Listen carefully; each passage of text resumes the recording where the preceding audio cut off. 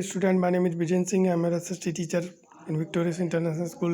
We are going to start chapter number 11 in history. Now today topic is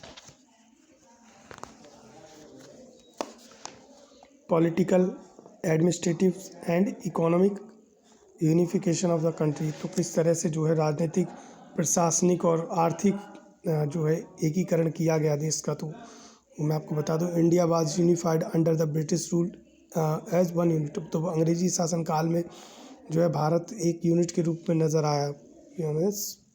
ठीक है।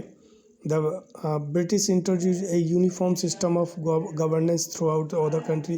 तो अंग्रेज़ों ने जो है भारत को एक जो है यूनिफॉर्म सिस्टम, जो प्रशासन होता है उसका एक समान जो व्यवस्था होती है पूरे देश में, उससे परिचय करवाया भारत का। ठीक है, यानी कि यूनिफॉर्म गवर्नेंस, पूरे भारत में एक जैसा सिस्टम, तो उससे परिचय करवाया।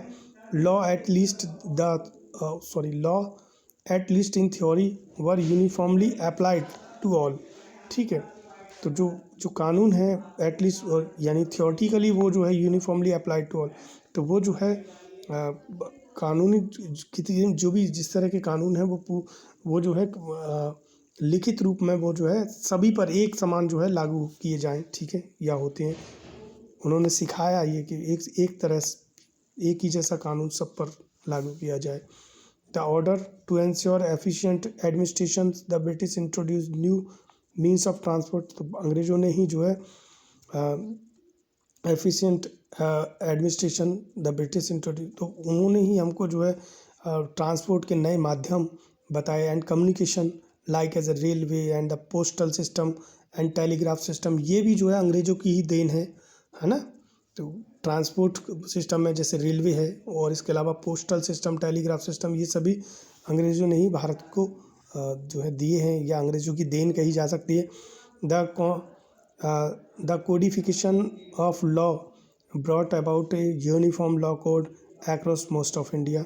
ठीक है, तो ये भी चीज़ जो है अंग्रेज़ों की देन है। यूनिफॉर्म लॉ कोड, पूरे देश पर एक समान एक ही तरह का कानून लागू करना। ठीक है, this uniformity to turn also resulted the unification of the peoples in India. तो इसका जो परिणाम निकला, इस तरह से यूनिफिकेशन करने का जो परिणाम निकला, तो क्या हुआ, पूरा राष्ट्र एक संगठित हो गया। ठीक है, as they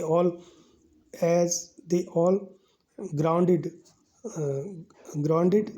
under the British they united against them. ठीक है, इसके बाद क्या हुआ, स्प्रेड ऑफ मॉडर्न एजुकेशन। तो आधुनिक शिक्षा का जो विस्तार किया वो कैसे, the British had introduce English education in India.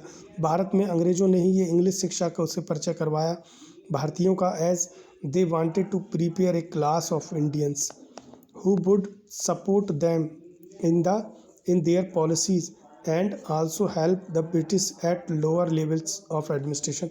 तो अंग्रेज़ों ने जो अंग्रेजी शिक्षा का जो परिचय करवाया भारतीयों से, उसके पीछे उनका उद्देश्य ये था कि भारतीय भी अंग्रेजी सीखें, जिससे कि हमें प्रशासन में जो निचले स्तर के कर्मचारी होते हैं उनको रखने की जो है रख सकें, ऐसे लोग भारत में मिल जाएं जो हमें प्रशासन के जो निचले तक बी ग्रेड सी ग्रेड की नौकरियां जो होती हैं उसमें जो है भारतीय हमें मिल जाए नौकरी के लिए।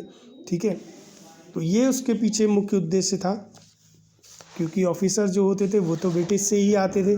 ठीक है, but the spread of modern education had a reverse effect of which the British were unaware। ठीक है, लेकिन जो आधुनिक शिक्षा का जो विस्तार हो उसका जो परिणाम है वो बिल्कुल विपरीत पड़ा। The introduction of modern education in India open the flood gates of liberal European thought. तो ये जो विचार था, ये उदारवादी यूरोपीय विचारधारा थी कि आधुनिक शिक्षा की जो विचारधारा भारत में, modern education become the medium for modern ideas. ठीक है, तो ये एक माध्यम था नवीन विचारों को स्वीकार करने। आधुनिक शिक्षा क्या थी, आधुनिक शिक्षा जो है नवीन विचारों को ग्रहण करने का एक माध्यम था, as well as a mode of communication between educated Indian belonging to different linguistic region of the country.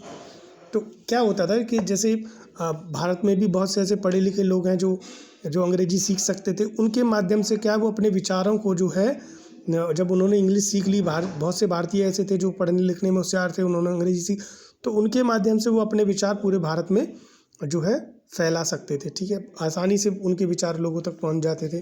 ठीक है, इसके बाद रोल ऑफ प्रेस, प्रेस की क्या भूमिका थी। ठीक है, the Indian press played an extremely important role of the strengthening national consciousness. तो जो राष्ट्रीय जन चेतना थी, राष्ट्रवाद का जो भाव था, जो चेतना थी, उसका विस्तार करने में प्रेस का भी महत्वपूर्ण रोल रहा। The growth of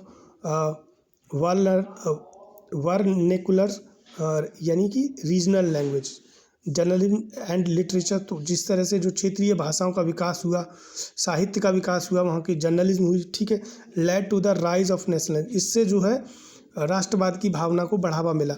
the regional press, जो क्षेत्रीय प्रेस होती थी, was able to reach a far greater audience with it revolutionary idea than the English language press.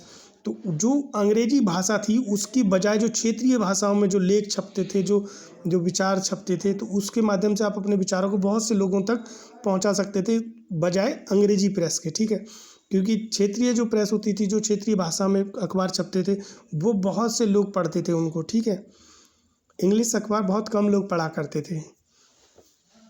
The works of scholars, जो विद्वानों के क्या कार्य थे, and writers like Bankim Chandra Chatterjee, Rabindranath Tagore, है ना, सुब्रमण्यम भारती और Bharatendu Harishchandra and other played important role in arousing national consciousness. तो इन्होंने भी जो है बड़ा जो है राष्ट्रीय जन जागरूकता के लिए, राष्ट्रीय जन चेतना के लिए बड़ा महत्वपूर्ण भूमिका निभाई इन लोगों ने भी। ठीक है, ये विद्वान थे, भारत के बहुत सारे लेखक हैं, विद्वान हैं, इनकी भी अहम भूमिका रही है। Nationalist literature in the form of novels, poetry and has also played a significant role in generating feelings the